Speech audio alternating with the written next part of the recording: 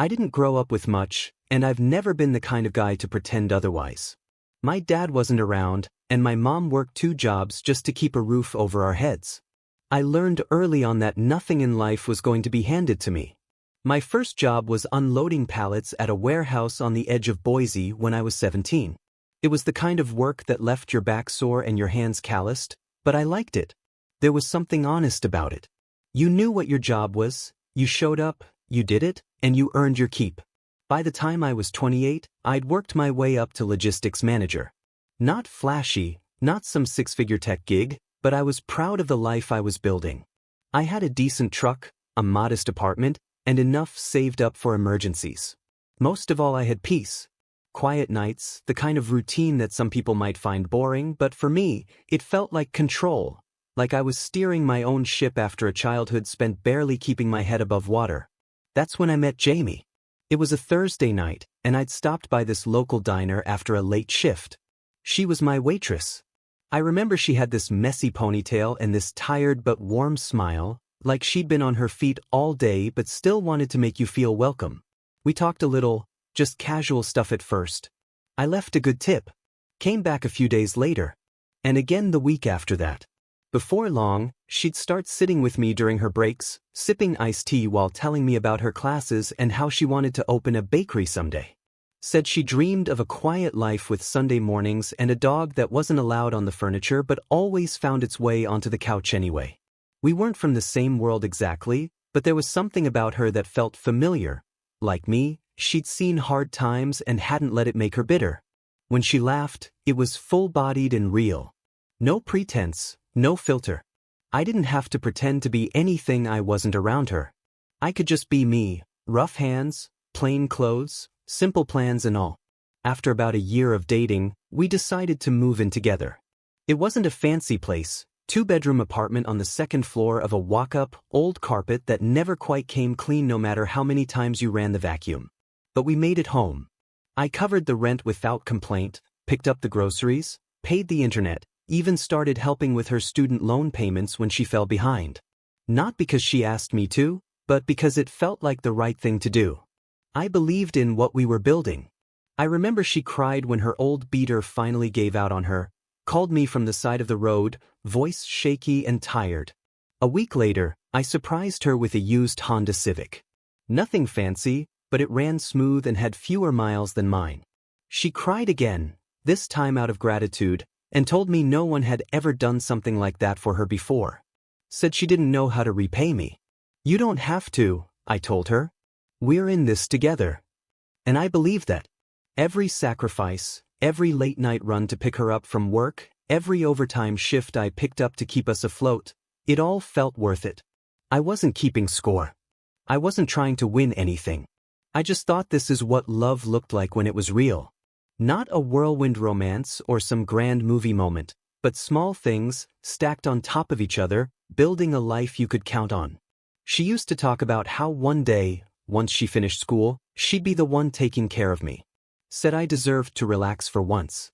We'd sit on the couch after dinner, eating store-brand ice cream out of the carton, and she'd dream out loud about a small house with a garden, maybe a porch swing, the kind of place where the neighbors waved and the mailman knew your name. I let myself believe in that future. I let myself picture it, us, older, still laughing at the same dumb jokes, still finding joy in the quiet. But somewhere along the way, I started noticing little shifts. Nothing major, not at first. A comment here and there about how she wished the apartment had more light. How she missed the city. How her friends were doing exciting things and she felt like she was falling behind. I didn't think much of it. I figured we all got restless sometimes. And I never wanted to clip her wings. If anything, I wanted to be the one who helped her fly. She used to thank me for everything. For the stability, for believing in her, for helping her get through school. But over time, those thank yous got quieter. Less frequent. Until one day they stopped altogether. And even then, I didn't think anything was wrong. I thought this was just what happened when you settled into life with someone. The spark turns into a low burn. You keep showing up. You keep choosing each other. That's what I thought love was. But sometimes, the life you build for someone else becomes the thing they use to step onto something bigger. Something shinier. And you don't even realize it until they're already halfway out the door, and you're left wondering if they ever really meant it when they said they wanted the same things you did. When Jamie graduated, I was so damn proud. I remember standing in that auditorium, sweating in my button-down because the AC was busted, holding a bouquet of daisies, her favorite, watching her walk across the stage like it was the start of the rest of our lives. She spotted me in the crowd, waved with this huge grin on her face, and I swear, in that moment, I thought we were going to be okay forever. She got a job offer not long after. A social media startup in Seattle, some company I'd never heard of, run by people 10 years younger than me who dressed like they were heading to a music festival instead of work. I didn't understand half the things the company did, branding optimization, engagement strategy, user-generated content, but she lit up when she talked about it. Said it was creative, dynamic, that they loved her ideas. That kind of praise meant the world to her, especially after years of busting her ass at school and working late shifts just to make rent. I encouraged it. I even helped her move. Rented the U-Haul, packed every damn box, drove through pouring rain and Seattle traffic just to get her settled. We agreed she'd go ahead first, and I'd follow once I found a job nearby. At least, that was the plan. But a few months in, it was clear she was building something new, something that didn't have a place for me in it. It started with the Instagram posts. At first, it was just her work, behind-the-scenes shots of styled photo shoots, latte art at co-working cafes, goofy boomerangs with coworkers in neon hoodies. Then it shifted. There were fewer posts of us and more of her alone. Polished selfies in curated outfits, brand tags in the captions. I watched her follower count jump from a few hundred to a few thousand, seemingly overnight. She stopped talking about small-town dreams. Suddenly, it was all product launches and influencer mixers and rooftop yoga events. She'd FaceTime me from some sleek office downtown, all exposed brick and Edison bulbs, telling me about this amazing vegan place she tried, or how her company was flying her out for a brand retreat. I'd listen, nodding like a proud husband, even as I sat alone on our hand-me-down couch, eating leftover pizza and wondering when she'd ask about my day. Her tone started to shift. At first, it was subtle. Jokes about how I always wore flannel. Comments about how I should elevate my style if I wanted to visit her work events. I laughed it off, but deep down it stung.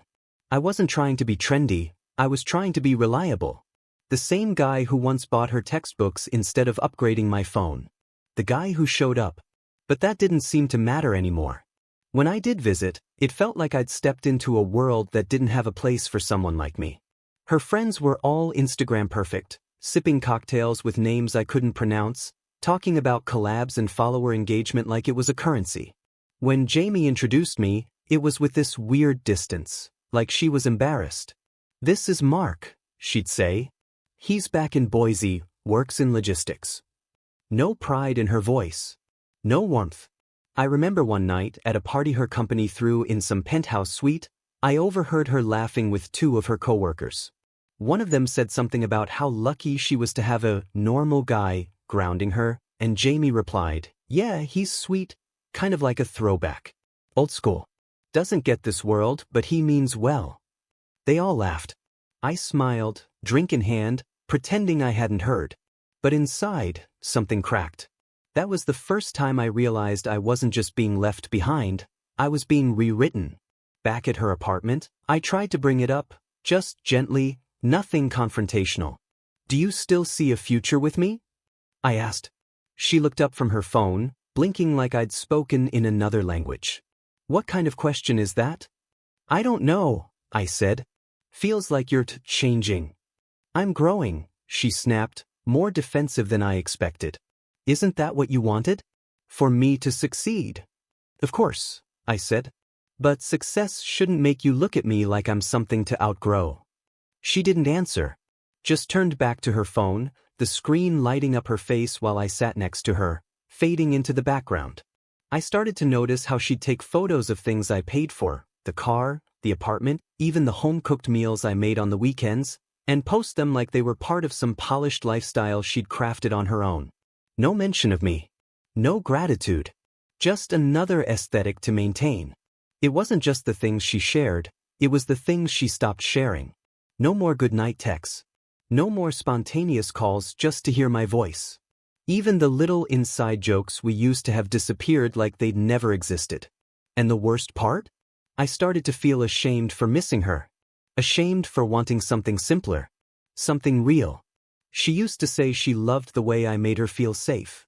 Now she talked about how life was meant to be bold, adventurous, unapologetic. And I was just the guy still checking the oil, comparing grocery prices, and making sure the bills got paid on time. I guess in her new world, that kind of love wasn't sexy enough. Not exciting. Not post-worthy.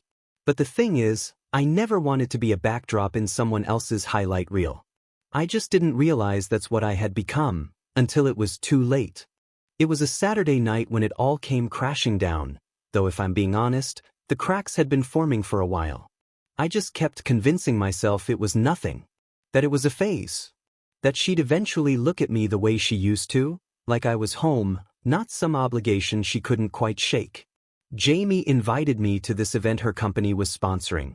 Some kind of private party on a rooftop downtown. She said it was important, that a lot of big names would be there, and I should try to make a good impression. I asked what that meant, and she just said, "Try not to look like you're on your way to a hardware store." She laughed like it was a joke, but it didn't feel like one. So I pulled out the nicest clothes I owned, pressed jeans, a dark button-down, boots that had only seen 3 weddings. I stood in front of the mirror for a long time that night, trying to convince myself I looked like I belonged. Like I was enough.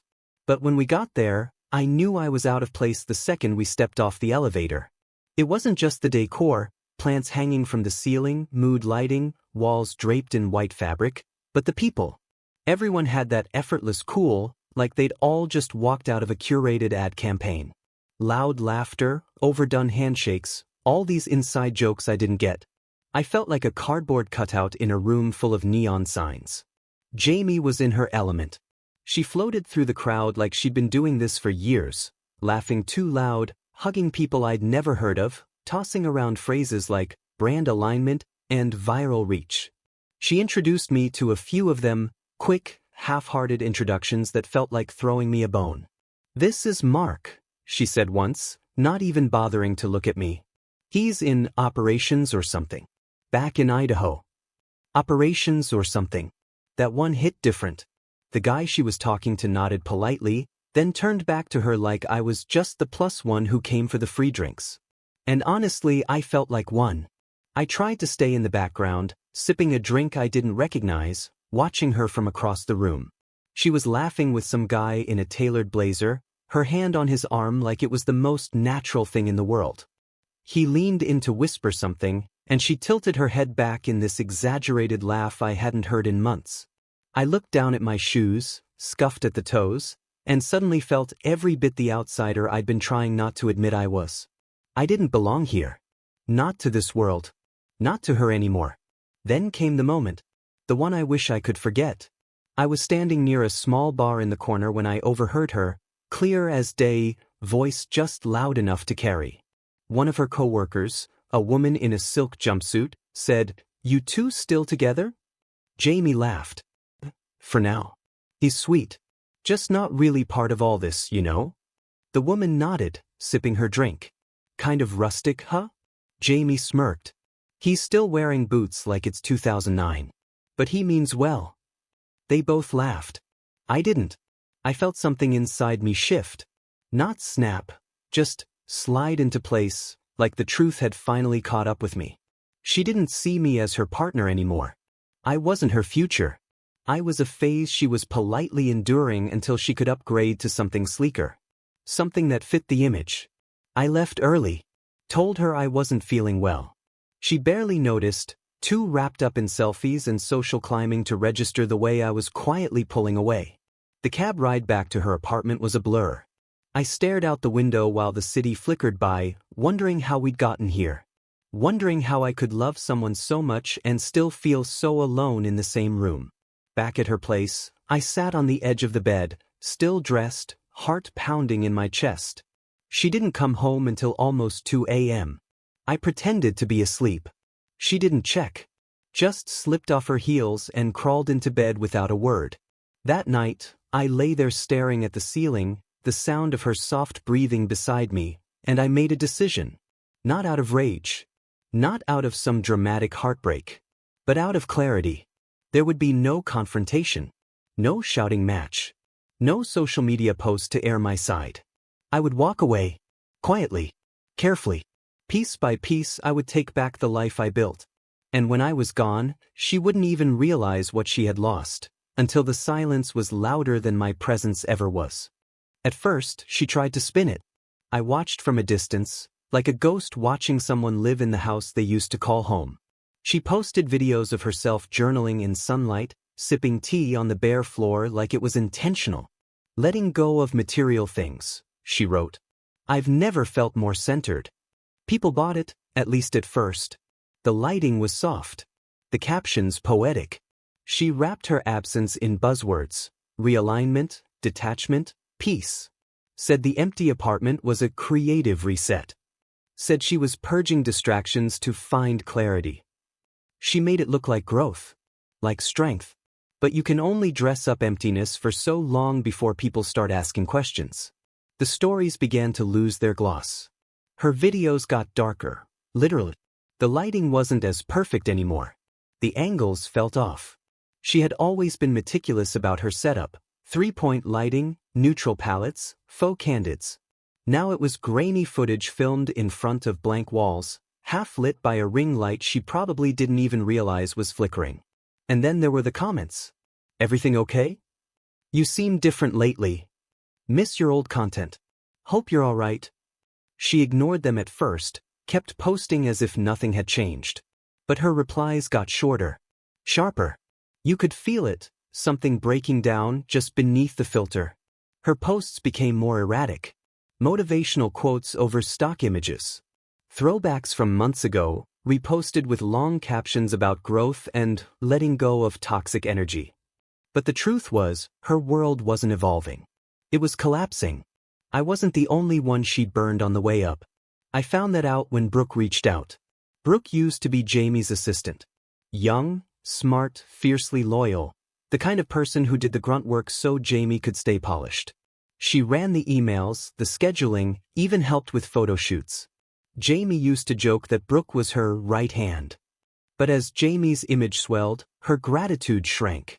Brooke went from friend to staff. From collaborator to servant. And when she finally quit, Jamie replaced her like a worn-out battery. No thanks, no mention. So when Brooke messaged me, I knew it wasn't for drama. She wasn't trying to stir the pot. She was trying to set it straight. I think you deserve to know, she wrote. I couldn't say anything before. But I saw it happening. And just like that, the rest of the story started to surface. Screenshots. Messages. Photos. Time-stamped receipts of what I had only suspected. Jamie had been seeing someone. A man from her new world, as she called it. A photographer she met through a brand collab, tall, charming, always dressed like he was about to be interviewed by GQ. He was part of her new image. Someone who could hang at industry events without embarrassing her. Someone who fit. They'd been meeting for months. Hotel rooms after launch parties. Late-night strategy sessions that went on until sunrise. The same weekend she said she needed to clear her head alone in nature. She was with him, at a cabin he rented under a different name, 2 hours outside the city. Brooke sent me the receipts. Not because she wanted revenge, but because, in her words, you built everything she used to stand on. The least you deserve is the truth. I sat in my truck that night, parked outside a closed grocery store, staring at my phone until the screen dimmed. She didn't just cheat. She erased me. Used the life I gave her as a launchpad, then rewrote history like I never existed. Rebranded herself from scratch, using every sacrifice I made as silent scaffolding. And all the while, I was the ghost in the background, cropped out of photos, edited out of captions, downgraded from partner to someone I used to know. The betrayal didn't feel like a stab. It felt like being unmade. For a long time, I thought the hardest part was losing her. But the truth? The hardest part was realizing she never really saw me at all. Jamie tried to hold it together. Her captions got longer, her posts more desperate. New beginnings, Growth isn't always pretty. The universe makes space when you let go. But her likes dropped. Brands stopped tagging her. The influencer world she fought so hard to be part of began to move on without her. She reached out once, texted, "Can we talk?" I didn't respond. I had nothing left to say. She made me invisible when it suited her. Now she was learning how that actually feels. Friends started asking what happened. I kept it simple: we grew apart. Let her spin whatever story she wanted. I didn't need to defend myself. The truth was already out there, stitched into her disappearing following and broken partnerships. Even Brooke had posted vague shade. The walls were closing in, and she had no idea where the exit was. I moved to a smaller place. No shared furniture. No reminders. Just peace. I started going for walks in the morning, cooking again, sleeping better. Jamie used to say I was too simple. Turns out, simple is exactly what I needed to breathe again. Sometimes I still see her face online, trying to stay relevant. But I just scroll past. Not angry. Not sad. Just free.